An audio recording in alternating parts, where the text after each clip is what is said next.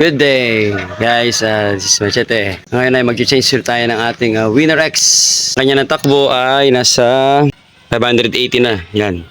Kaya talaga to for change oil na. Ito yung first change oil niya since na nagamit natin.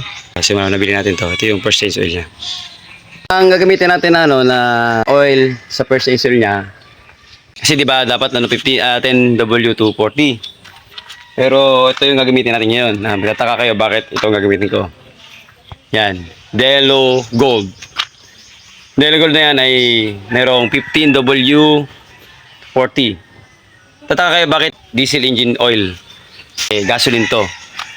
Kung titingnan sa likod, mga recommended niya na paggagamitan is nakalagay dito. Kung mabasa niyo yan sa may inyong screen, nakalagay yan 4-stroke gasoline engine. Sabihin, pwede dito sa mga motor natin na 4-stroke. Kaya, at saka marami na nagsabi na pwede talaga tong Delo Gold at marami nakapatunay na ganda ito para sa ating mga motor. Kaya tatry natin tong Delo Gold at yung isang kaibigan ko na mekaniko ng matagal ng panahon ng kanyang Honda na big bike. Ito talaga yung ginagamit nila. Delo Gold. Heavy duty daw kasi ito. Kaya sabi niya, advice sa akin is itong gamitin. Shoutout kay Jerry Pamba. Ayun kapatid, at siya yung mag-change oil.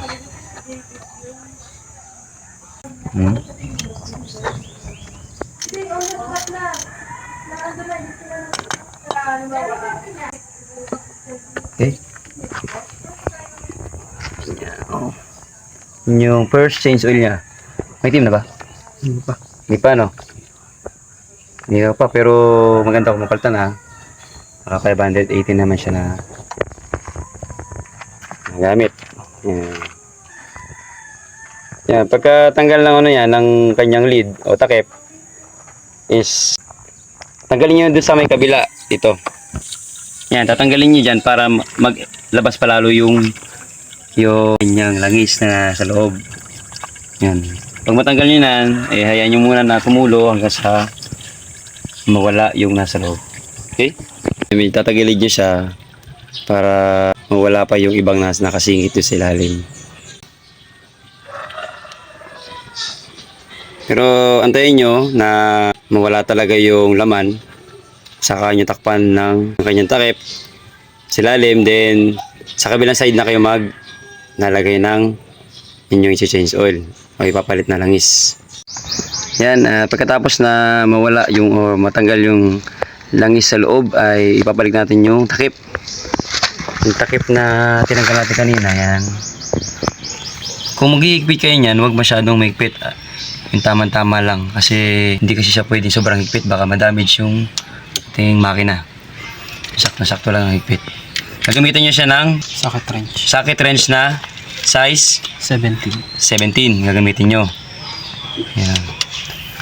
Tama-tama lang yung paghigpit, hindi siya totally sobrang higpit. Okay? After nyan, pwede natin lagyan sa loob. Ito yung ating natin yung, yan, ganyan siya itim. Gagamitan nyo siya ng improvised embudo para mas madali nyo may lagay. Delo Gold, baka naman. Yan, salin natin yung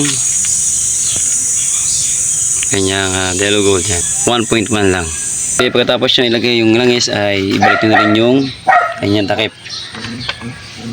Yan. Yan. At doon, start natin yung ating motor.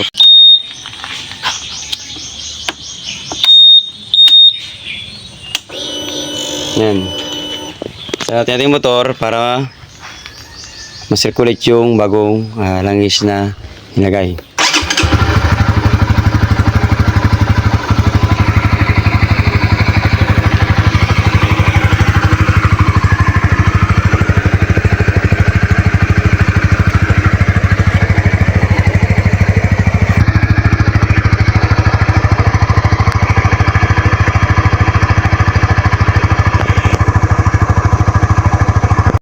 Yun, at natapos din yung ating change oil ng DIY. Ganun lang kasimple po yung pag-change oil ng inyong motor. Subukan nyo rin para at least kahit paano makapag-change oil kayo na sarili nyo lang. Yun lang. Maraming salamat. RS.